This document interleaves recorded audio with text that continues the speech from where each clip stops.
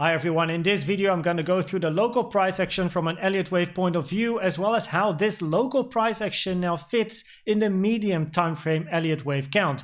Now, as mentioned in my previous video, I had a very clear statement and a very clear plan. I said if price moves up from this area to the 382 and then moves down, I wouldn't like this trading setup. However, if price is first moving to the downside and taking this low, I could be interested in this potential trading setup. Now, price hit my target box, it hit the time naked point of control perfectly, and since then has moved up for about 2%. Not bad. Now, the plan that I was looking for mainly is the one that you see on your screen right now. This is one of the 4 scenarios that I highlighted in my previous video. If you haven't checked that video out, click on the right top card that's popping up right now.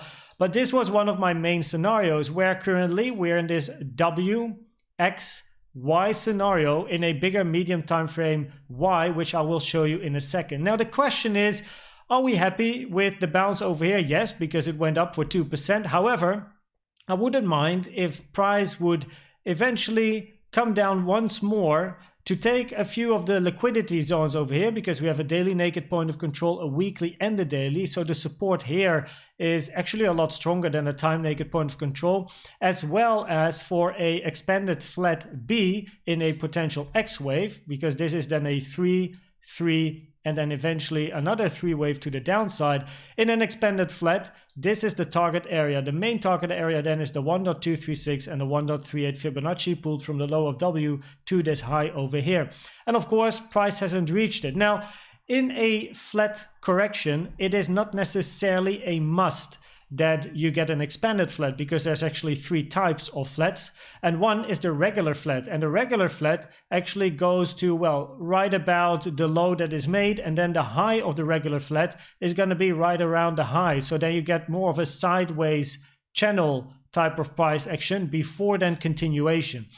So now the question is, are we going to find a way to the upside for X, or will we maybe go up and then down before moving up, or will we just go down? Now let's have a look on the lower time frame to the 1 minute. Now I usually do not like to go to very low time frames with Elliott Wave counts, because it is very unreliable. Nonetheless, I wanted to see when this bounce happened, what was going on the 1 minute chart. And as you can see, we have some sort of a 5-wave structure over here. So this could be a potential wave 1 or A, followed by some sort of a correction before eventually further upside. Or, because it is the 1 minute and you never know what happens on the 1 minute, whatever this is, we could also trickle further down, get into this target area before eventually moving to the upside. So this is currently my preferred scenario. I do think, because this bit over here is pretty much a void, and I do believe that if price is going to take this high, we might, because I can't see in the future, but we might be able to push up quite quickly, because there's literally no resistance in this area till we actually get into the price range of the previous range that we had over here. That is also the reason why the potential trading setup that you see over here with the entries then scaling in the target box, stop loss below the low over here, has a target of about 23,465 or 65, sorry. Because this is where the range, the previous range point of control is. A couple of highs, we have a couple of highs. The 786 is here overall, so it's a nice area of confluence to eventually turn around and then have this potential trade setup to the downside, which then entry at about the range point of control, invalidation is taking the high of X, so that is the stop loss, and then one can trade it to the downside again to then the yellow target box.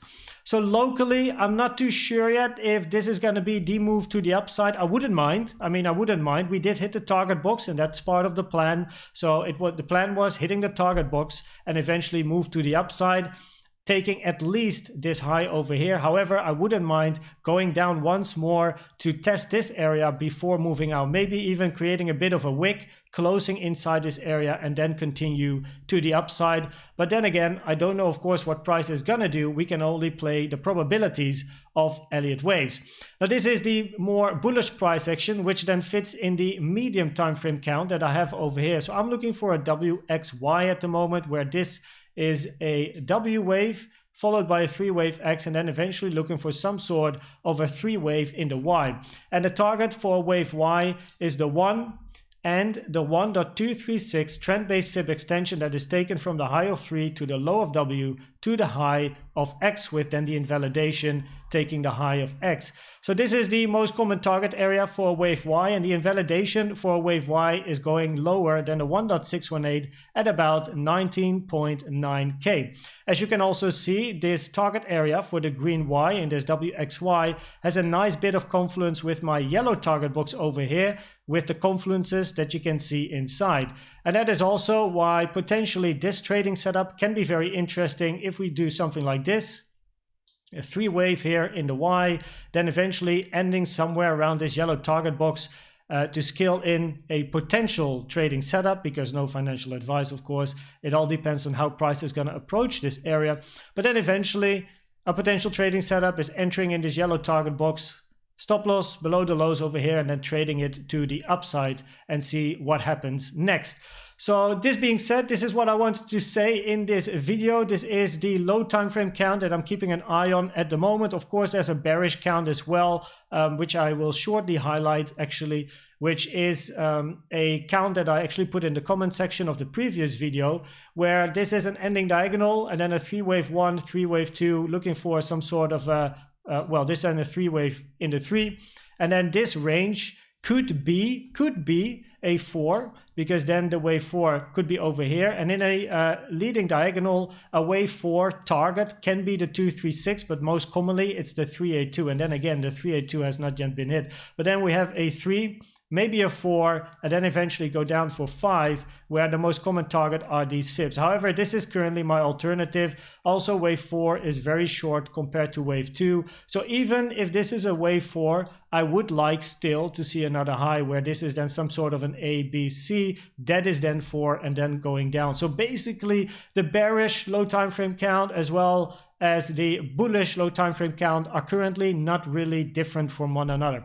Anyway, this is what I wanted to say in the video. Thank you for watching to this video. Please subscribe if you enjoy this content. I'm posting multiple times a day with Bitcoin updates on all the different time frames. And tomorrow morning at 7 a.m. Central East European time, I'm going to update you with a high time frame, medium time frame, and low time frame price action from an Elliott Wave point perspective. Thanks for watching this video. I hope to see you at the next one. Bye bye.